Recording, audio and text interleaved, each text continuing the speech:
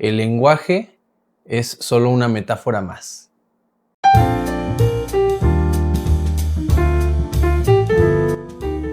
Me hizo sentido con un libro que estaba leyendo hace poco de Noam Chomsky sobre el lenguaje, sobre el fenómeno que es el lenguaje y todo lo que se puede hablar de él.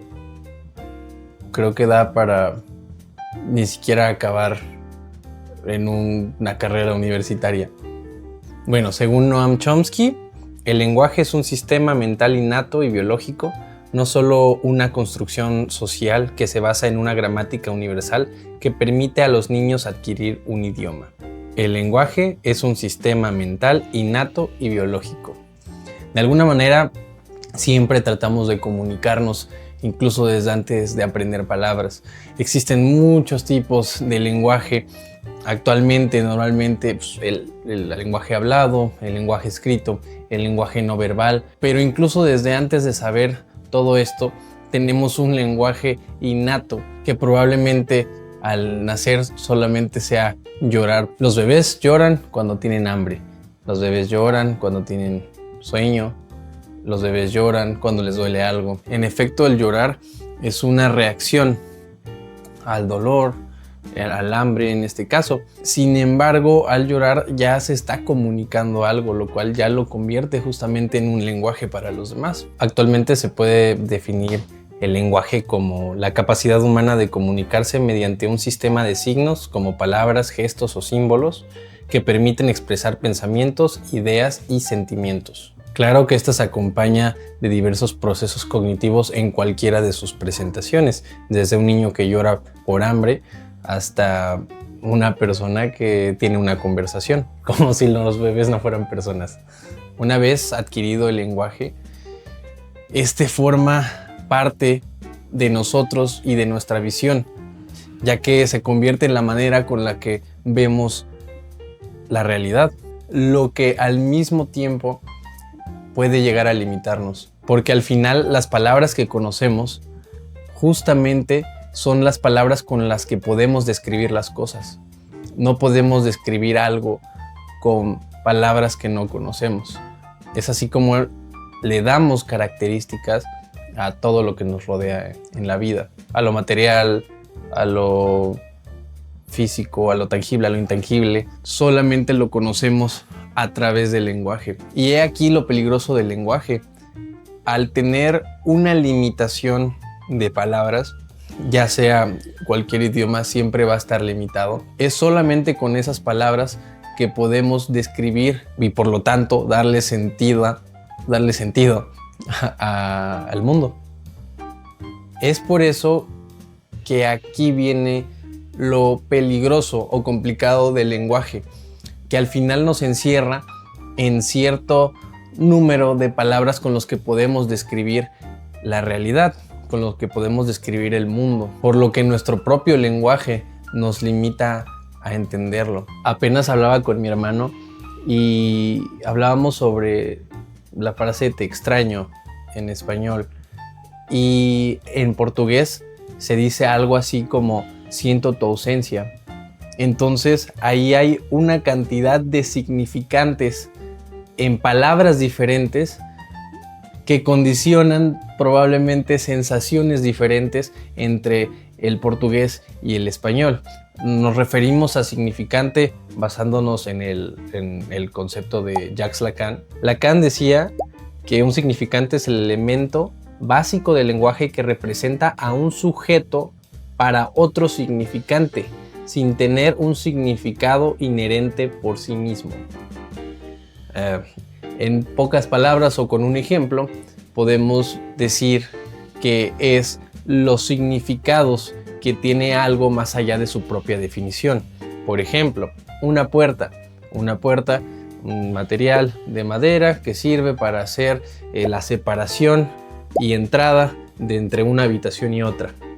Sin embargo, también se puede considerar como aquel objeto que da privacidad a mi lugar seguro, que es mi cuarto, o aquel lugar que no permite la entrada a personas ajenas. Tal vez la puerta es esa barrera entre la convivencia humana si me doy a entender, es los diferentes significados que les podemos dar más allá de su propia definición. Es por eso que comentaba que, al menos en español, sí es algo muy cambiante el decir te extraño a siento tu ausencia. Se escucha hasta romántico, ¿no? Y eso es solamente un ejemplo de muchísimos que hay. E incluso dentro del mismo idioma, dentro de la misma lengua, existe este problema, ya que no es lo mismo el significante que tengo para todo lo que me rodea que otra persona lo pueda tener.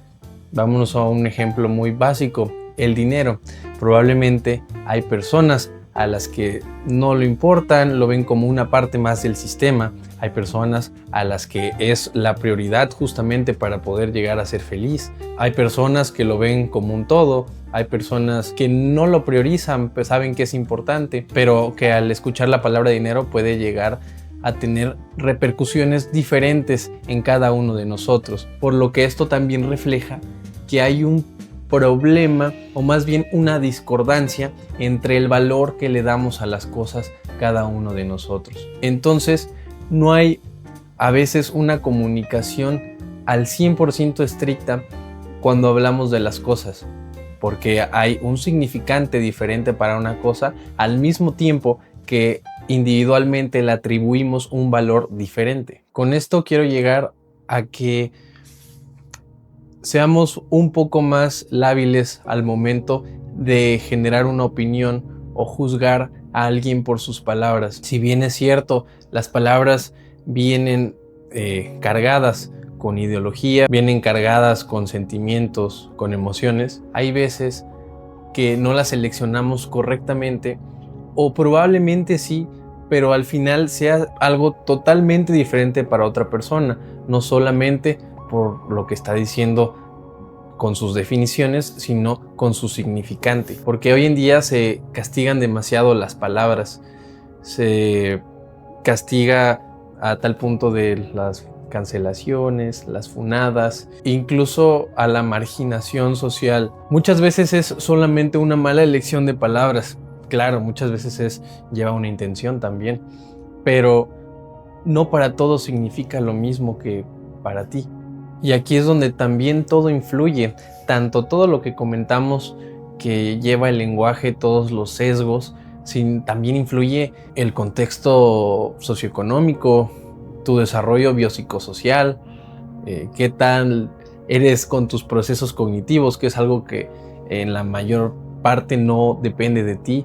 Hay otras cosas que puedes ir mejorando, ir practicando para ir desarrollando procesos cognitivos complejos de una manera más hábil.